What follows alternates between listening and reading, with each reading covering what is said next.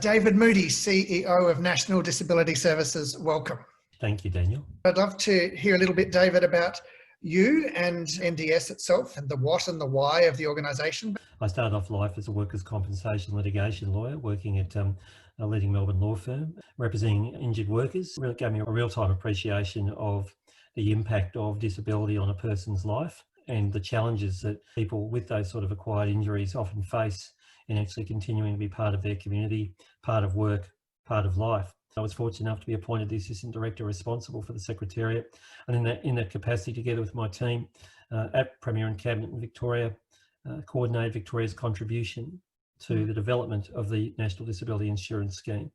From there, moving on to the Department of Health and Human Services in Victoria as Director of Budget Strategy and Corporate Planning for a couple of years, before then being fortunate enough to commence working at National Disability Services, initially as a Victorian State Manager, and since February of last year as Acting CEO at NDIS and now CEO at National Disability Services. National Disability Services is the peak body for non-government disability service providers, has at this time 1,180 organisational members in every state and territory in Australia. We have members who literally have been providing disability services of one form or another for 40 or 50, sometimes 70 years it seems, and have remodelled themselves to accommodate the new paradigm of the NDIS, a consumer-driven care and support model of disability service provision.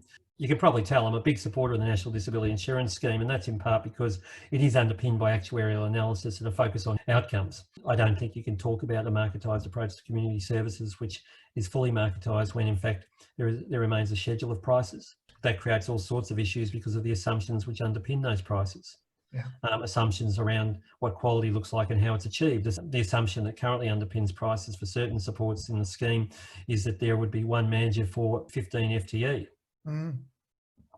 Where once the assumption was one manager for 11 FTE.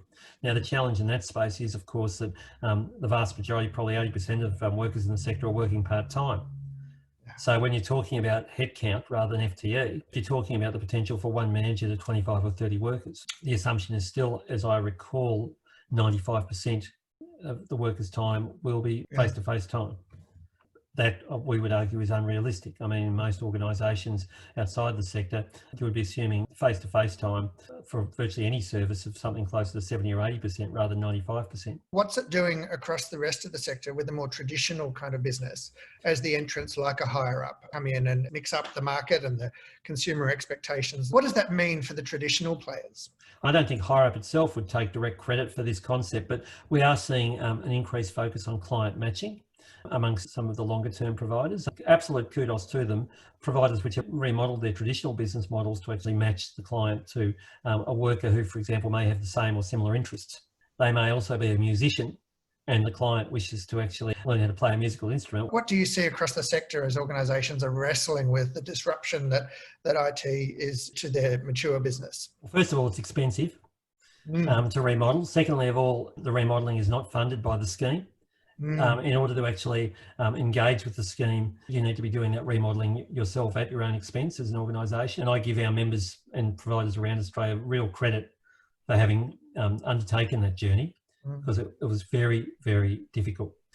Almost 80% of our members who we surveyed on this question indicated that they'd moved from one-to-one to telehealth services in the provision of therapeutic supports. Many of them were wildly enthusiastic about the outcomes they were able to achieve by doing that. Also, we saw some of our supported employment organisations pivoting to actually start providing goods and services, particularly goods, to support the effort to combat the pandemic, moving to manufacture hand sanitizer, and at the same time providing valued employment opportunities for people with disability. Post-pandemic, I'm absolutely confident that a number of the innovations that we saw during the COVID-19 will continue to become part of business as usual for many organisations, subject to, of course, the willingness and need of people with disability to continue using services in those ways. Certainly from our point of view, a missed opportunity was in the area of worker screening. Whilst there is a consistent approach to worker screening policy, the fact that every state and territory government is responsible for administering screening in its own way, we think has the real potential to create gaps which can lead to disaster, depending upon which border you're crossing. At the moment, the sector is still sitting at about 36% casualisation. which is about 3 times the national average when it comes to casualisation. I think we've seen through the pandemic the dangers of precarious work, the instability and the economic hardship. I think we need a mix of different employment types. David, it's a fascinating time to be alive, perhaps tumultuous economically, socially, change everywhere. Disruption all over the place, and that will just continue to be the norm. What's your encouragement or your exhaustion out into the sector as we face into that? In the midst of the pandemic, our sector was described in some quarters by government as being very resilient.